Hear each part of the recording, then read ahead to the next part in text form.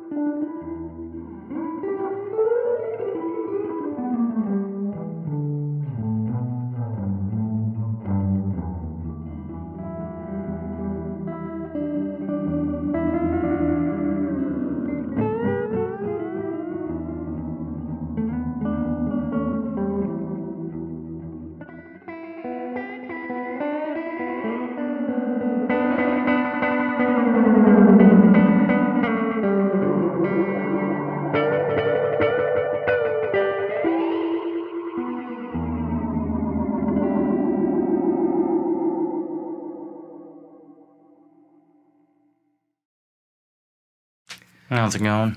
Pretty good. How are you? Oh, good. Yeah. Have you seen Dune? Oh, yeah. David Lynch's Dune? Well, I've seen both, but I saw David Lynch's Dune like It's got pugs. forever ago. It's got pugs in it. Did you know that David Lynch first claimed that movie as Alan Smithy? Yeah, He didn't want any like part of it because he did not like the way it was edited at all.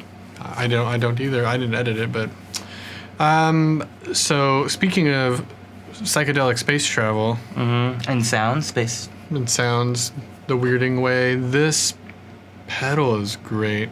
I think everybody kind of knew that already. It's a famous pedal for a reason and a famous unit for a reason. Yeah, this pedal is an echo of an existing reverb. Echo of. So the RE201 RE201 was a Roland unit that bing, bing, bing, bing, bing. Who was that? Taylor. Oh, hi Taylor. The Roland RE201. There was a. Am I saying the right words? Roland RE201. There was. I don't know if there was a 101. I kind of assume there was. I don't know what it looks like. There's a 301. I believe a 401. I own a RE501. This is the only one that I'm aware of that they've turned into a pedal. This is kind of the famous one. It's got like a needle, like a bouncing VU. Mine has like an LED VU. And a chorus functionality. This is it. This is like that Space Echo sound. In your brain, when you hear Space Echo, I would imagine you think of this pedal, or potentially, what's the one the Beastie Boys always talk about in their songs? Echoplex. Something like that. So the only company that I'm aware of making true tape delays is, who's the racist company? Full Tone. Oh, did they make one? They make one, but there's a pedal company that has little tape cassettes. So technically it's deriving signal from tape, but Full Tone makes a tape delay still. So this one is an emulation of that, kind of before all of that. Roland seems like Nintendo in a lot of ways, where they seem very reluctant to do reissues of old things using old technology, but if they're pressured enough, I feel like they'll remake a classic using some new technology. So the key word here is that this is a tape echo. They could just make it again, but they won't because they are Roland. But That pedal sounds so good though. and the reason is because it uses their new technology, which is called Cosm, which is what they use in a lot of their pianos.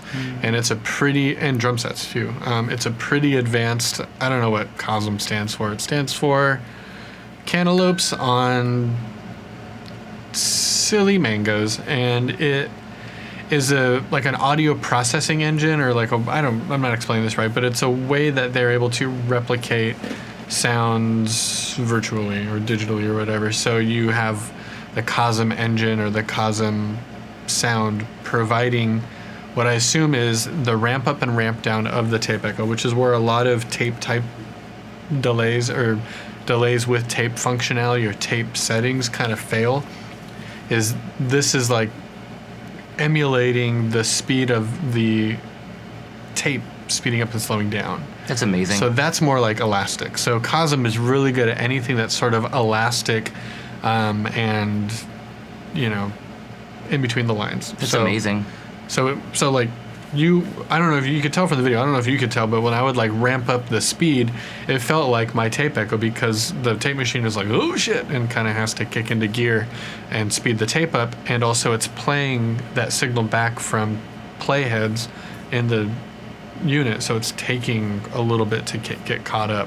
That's amazing. And that's what gives it kind of that slouchy, lagging sort of a, and even after you've arrived at the setting you want to be at, that it'll still get caught up. What I don't know if it's doing is any like real tape warble. Mine does that, but that's just because it's an old machine. I love it. I also love that the original ones do a lot of tape saturation compression because tape is tape, so it will naturally compress. What this does that the tape machine doesn't do is be hella noisy and go clink clink clink clink. Yeah, this one's clink. Sterilely clean in that regard, which I don't. Well, it just doesn't have all the mechanical noise. I don't mind it though. Like, especially when I was trying to track something and didn't want that sound. Like, it depends on it just depends on the character you want. Honestly, like, this pedal is almost worth.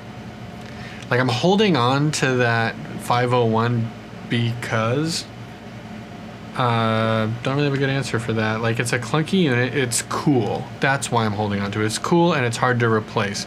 If I was objective and just looking to replace the sound, bink, that one right there, the 201. Even down to the EQ, I've used my 501 as a DI for bass before because the EQ, the bass band or whatever that is on there, like I'll turn off all the delay functionality and just to use the EQ as a DI for bass because it's so good. This actually, from what I could tell through the amp and through this Telecaster, had a really good bass. I'd love to hear that pedal as used as a DI like that. That would be cool. Yeah. Well, I love the visual feedback you get too of like it letting you know, not just with a tap, but with like a cycle, or like a little circle LED that it's like letting you know how fast things are going. That's cool. It's fun. I talked a lot during this review. What do you have to say? This is a microphone. Actually, that's a microphone. But talking to my hand. Well, we played a good game out there, and I want to give the other team a whole lot of credit. Yeah. I know that we won, but they deserve a whole lot of credit. Yeah. Yeah. That's great. Yeah. Thank you. We're gonna go back to the locker room for champagne now. All right. Good game.